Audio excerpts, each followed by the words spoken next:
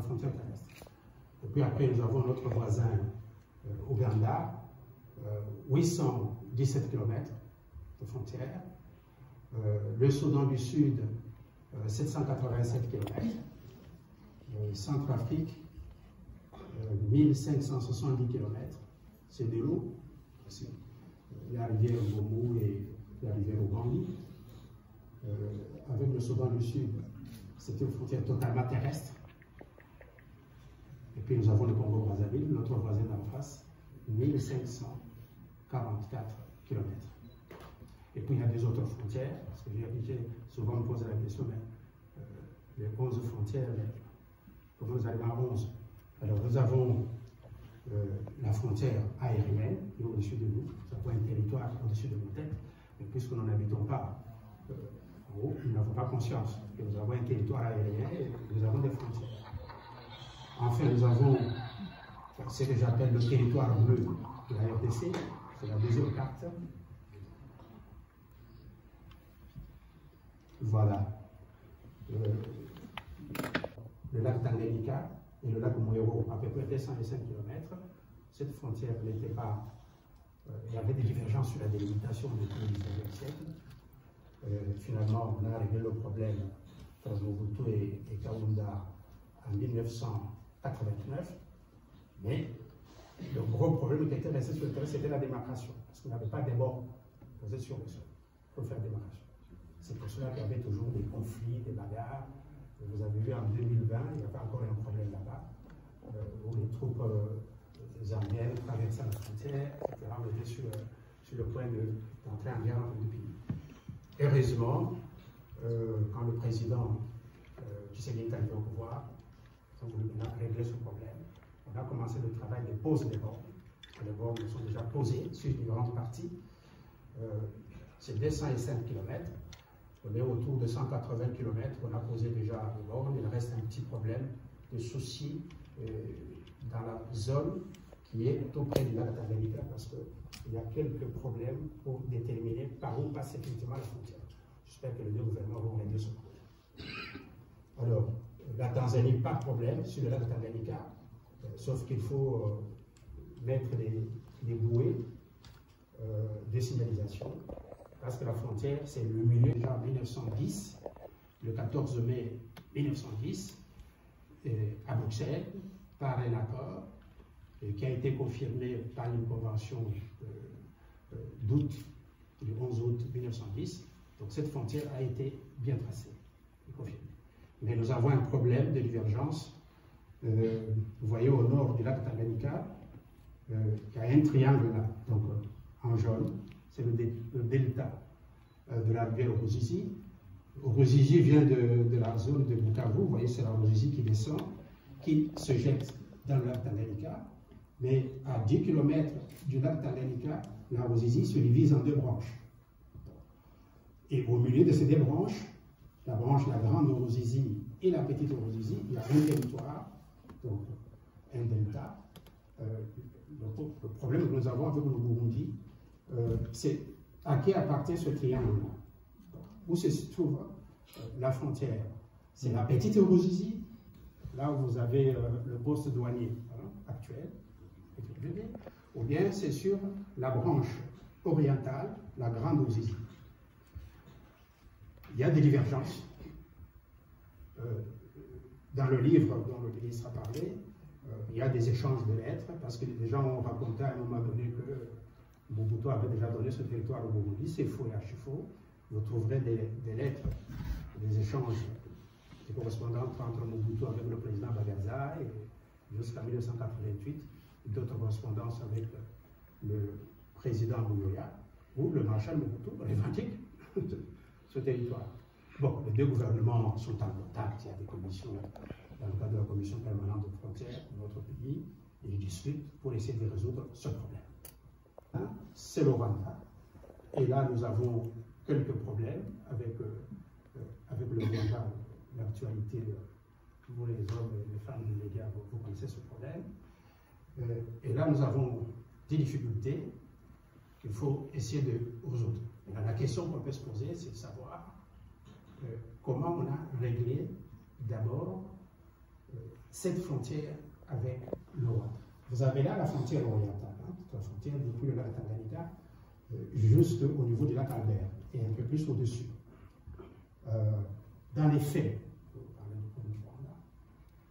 qu'est-ce qui s'est passé au XIXe siècle? Au XIXe siècle, c'était la conquête coloniale. C'était la géopolitique de l'époque ou la mondialisation de l'époque, au XIXe siècle. C'était la conquête des territoires, des terres en Afrique. Les grandes puissances de l'époque, 14 pays, se sont réunis à Berlin pour résoudre 3 problèmes. L'ordre du jour de la conférence de Berlin, c'est Bismarck l'a annoncé d'ailleurs. Donc, partons à Berlin, c'est pour régler 3 problèmes. Le premier, c'est la liberté du commerce dans le bassin du fleuve Congo. Deuxième problème, c'est la liberté de navigation, de circulation, toujours dans le bassin, sur le fleuve Congo et sur le fleuve Niger.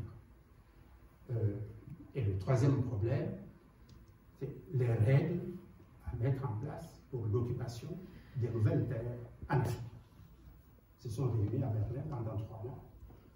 Et les résultats de leurs discussions pendant 3 mois ont été coulés dans un traité international qu'on appelle Acte général de la conférence de Berlin. C'est un traité. Alors, je voudrais ici déjà relever un mythe ou une idée reçue qui est fausse, bien sûr fausse. On affirme souvent que c'est à Berlin qu'on a partagé l'Afrique, que les frontières, par exemple les frontières avec les pays voisins, ont été fixées à Berlin. C'est faux et archi faux. Les frontières de la RDC n'ont pas été fixées à Berlin. À l'époque, personne ne connaissait l'Afrique à Berlin.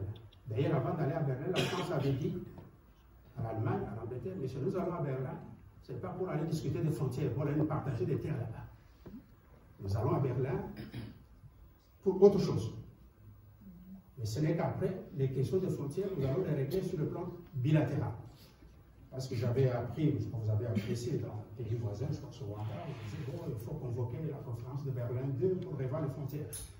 Berlin, pas question. Le traité conclu à Berlin, c'est 38 articles, se trouve dans l'ouvrage. Aucun de ces articles ne parle du partage, ne parle des frontières entre les pays africains. Donc c'est faux et archi faux. Ça, c'était un problème qu'il fallait résoudre. Comment on a traité ce problème? D'abord dans les faits. Le fait, c'est que, vous voyez là, le lac Tanganyika, on le montre, dessus. L'Allemagne se trouve à l'est. L'Afrique pas. Et à gauche, la partie jaune, ça, c'est l'État indépendant du Congo avec le Congo. Il fallait mettre la frontière entre eux. À Berlin, on a demandé à Léopold II en disant on vous donne un vaste territoire. Vous n'y avez jamais mis pied, il n'y a pas de Belges là, etc. Mais il faut que ce territoire, cet État, dont vous serez le chef, il faut que cet État ait des frontières. Il faut créer un État, un gouvernement qui doit administrer ce territoire. C'était le bassin conventionnel, il faut qu'il y ait un État. Et Léopold II, le 1er août 1887, dans son bureau, il est seul, il trace les frontières de l'État indépendant du Congo qu'il venait de créer au mois de mai 1885. Il trace les frontières et il communique à tous les autres États, y compris à l'Allemagne. Tout le monde ne réagit pas. Donc, ils acceptent. Il dit mot consent. C'est acquiescé. 9 ans plus tard, Léopold II revient, il met à jour ces mêmes frontières de son territoire. Il lui communique encore aux 14 pays qui étaient à Berlin. Aucune réaction. Nous sommes en 1894. Bon. Un problème se pose après. À Berlin, par exemple, personne ne connaissait l'existence d'un royaume du Rwanda. Personne. Aucun Européen n'avait visité le royaume du Rwanda. Personne ne connaissait. Donc c'est 10 ans après, en 1894, un militaire, un soldat, un major allemand remonte le nord, il part de Bujumbura, il arrive au Rwanda, il arrive dans la capitale Nyanza, il rencontre le roi Magufuli qui était là, quand il est arrivé en 1894. fait le rapport, et c'est lui qui annonce qu'il y a un royaume, le royaume du Rwanda, avec des lois bien structurées, et qui est là. 10 ans. Oui. 10 ans. C'est pour vous dire un peu que sa frontière avec le Rwanda n'était pas fixée à Berlin parce qu'on ne connaissait pas. Maintenant, vous voyez bien cette ligne, la ligne qui est là, rouge, là, ici, qui part du lac Tanganyika au nord et qui arrive là. Cette ligne est tracée par Léopold II lui-même dans son bureau, qui part du sud, nord du lac Tanganyika, et qui arrive là, ce chef-là, c'est au sommet du mont Sabini, dans la région de Bunagana. Cette frontière s'arrête là. Et c'est à cet endroit où il y a 3 frontières qui se rejoignent.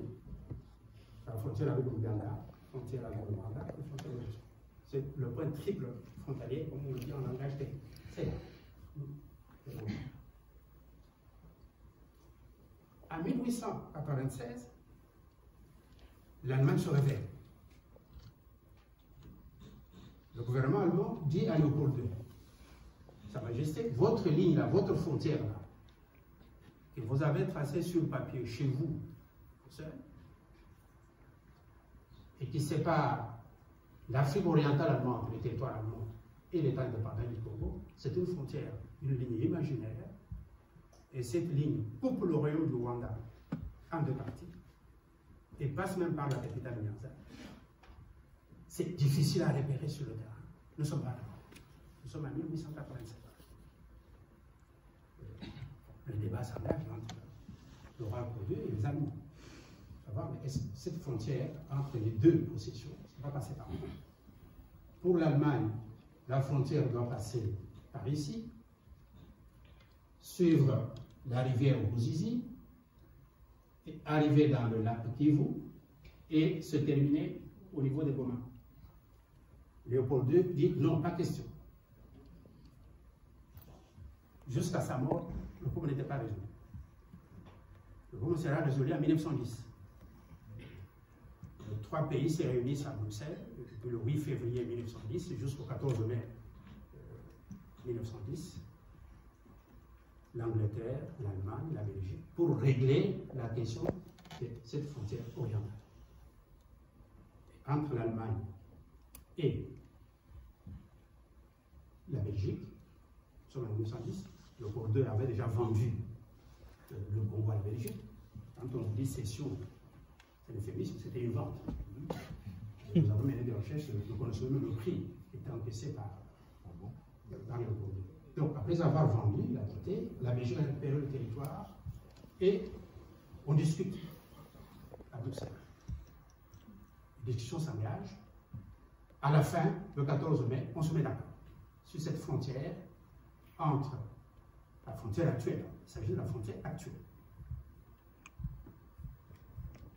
On dit voilà, on va partir du sud du lac Kivu, on va tracer une ligne médiane sur le lac Kivu.